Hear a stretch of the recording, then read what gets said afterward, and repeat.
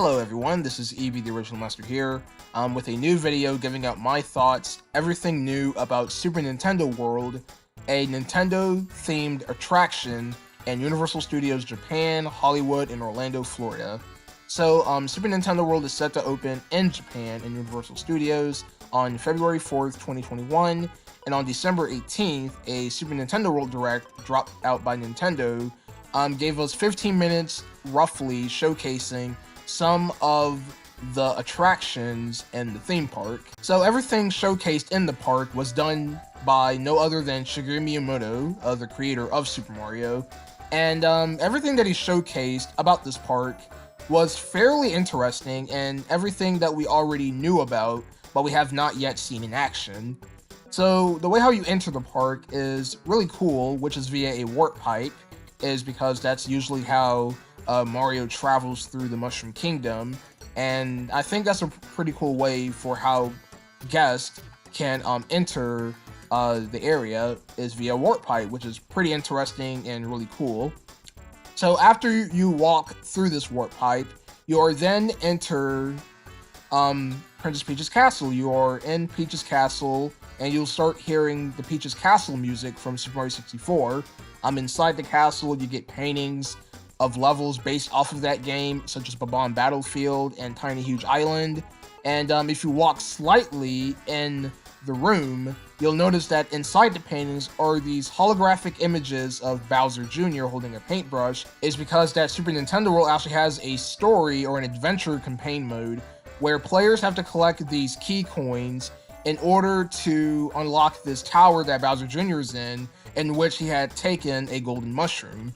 So that's basically why Bowser Jr. is seen through these paintings. So yeah, after exiting the castle, you are then greeted to seeing the rest of the park, such as some of the attractions, such as the Mario Kart Koopa Challenge attraction. You then see the Yoshi attraction, and then you also see the animatronics based off of Mario enemies, power-ups, coins, blocks, Yoshis. All the animatronics are so well detailed and looks like they came straight out of the Mario games, and it actually feels like that you're actually in Mario's world, which is what Super Nintendo World nailed perfectly. So yeah, then now we were showcased some of the activities that you could play in Super Nintendo World, which involves with these power-up bands that you can get once you enter the park.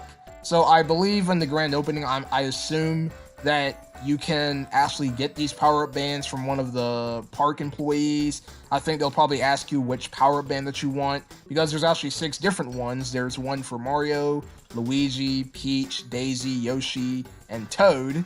And of course, in the Direct, Miyamoto showcased one of the activities, and one of them involves with a Koopa shell that you have to hit a power block to get one of the key coins. So the way how this activity is activated is that you scan your power-up band on this little scanner on the side of the attraction, which will then trigger the activity. So you have to time the Koopa shell as it goes inside this warp pipe to the power block, and if you time it perfectly, the Koopa shell will come out of the pipe, hit the key coin, and which is then saved to the Super Nintendo World app that you can download on your cell phone. So another area that was showcased in Super Nintendo World is this underground cave area, which is filled with bob-ombs. There's actually this really cool part of the area where if the bob-omb explodes, Miyamoto walks farther into the room, in which it becomes a little bit tinier than usual. So the illusion of this area is pretty unique, and the fact that it shrinks you down in size based off of how far you walk into the area is really unique and very fascinating, showcasing you guys the amount of details that was thrown into the attraction. So yeah, that was really cool. So another thing that was showcased in Super Nintendo World was 1-Up Factory, which is basically this gift shop which Nintendo themselves actually developed this Mario toy, which is actually like this shell. It's like a red shell attached to a Mario doll thing. And if you like drag the shell around, it will cause Mario to walk around. So it's a pretty cool toy. It's nothing special because all it does is make Mario walk. It doesn't do anything else, but it's a cool toy. And of course, what's a gift shop without the clothing, such as t-shirts, they had little Mario t-shirts based off of Mario, Luigi, Bowser. They had these little hoodie cap things based off of the enemies, like bloopers, Goombas. There's one for Bowser. So yeah, the merchandise is pretty nice, very typical for theme parks like this. So I now want to talk about the highlight of the Super Nintendo World Direct is when Miyamoto encountered with the Walkaround characters of Super Nintendo World, which of course are based off of Mario characters. So Miyamoto was greeted with a Mario and Luigi Walkaround character who are fully expressive. Their eyes can blink, their mouths can move around, and whenever their mouths move, a little sound blurb will come out, so that's pretty interesting. There's actually a Princess Peach Walkaround character. Yes, it was actually revealed a couple of days ago, so if you guys want to see a picture of that, just type in Super Nintendo World onto Google and you'll probably find articles about the Princess Peach Walkaround character. And the Toad one, I don't think that's a costume. I think that's just a prop. It's because that it doesn't look like a costume at all. It doesn't look like there's a guy in a suit.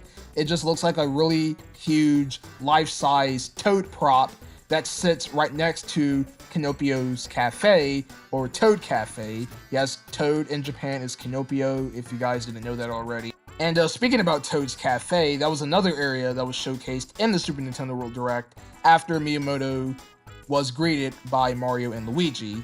So what is really, really cool about Toad's Cafe is the fact that it is based off of Toad. It's basically Toads running this restaurant of sorts where they will cook you Mario-themed food items, such as a Mario burger, a pizza bowl.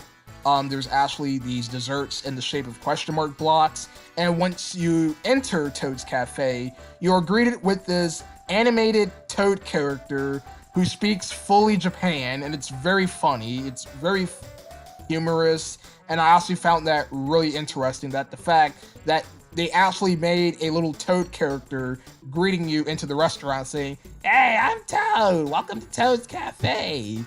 I'm gonna cook you some grub." And I do not trust Toad in the kitchen is because that, how can I trust Toad in the kitchen if you can't guard Princess Peach's castle? Like, that doesn't make any sense to me. So yeah, the Toad's Cafe is pretty cute, very interesting and cool. And last but not least, that was showcased in the Direct, of course, was a Mario Kart Koopa challenge, just like the big main attraction of Super Nintendo World, which is based off of Mario Kart, that fully utilizes the AR technology, which means that if you place the goggles over your eyes, you'll see interactive objects in the ride itself. Of course, that wasn't showcased because everything is spoiler-free. Miyamoto made it specifically clear that he wants you guys to experience the park yourself if you visit Super Nintendo World in Japan. And yeah, that was everything showcased in the Super Nintendo World Direct, and I freaking loved it. I loved everything about this Direct. I love the attention to details from the entrance of Peach's Castle. Toad's Cafe looks pretty cool. And I will admit this, some of the food items served at the Toad Cafe does look pretty good, but at the same time, I don't know if it will fit my liking.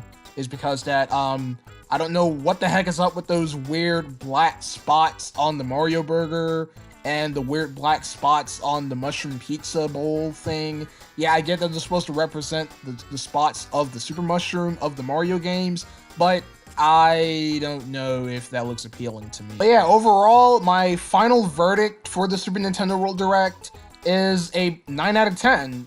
Everything about this park looks amazing. The walk-around characters, the attention to details of the park, the animatronics, the love and care. 9 out of 10 all the way. Alright, I'm gonna go ahead and end off this video because this video was not very easy to make. There were times where I had to stop the narration because I was trying to come up with words to say, and there were times where I stumbled with my words, but it is what it is. It's a my thoughts video after all, and it doesn't always have to be perfect. So what are your guys' thoughts on Super Nintendo World?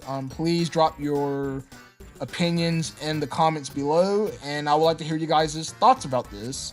So thank you guys for watching, and I'll see you guys next time with more videos. See you later.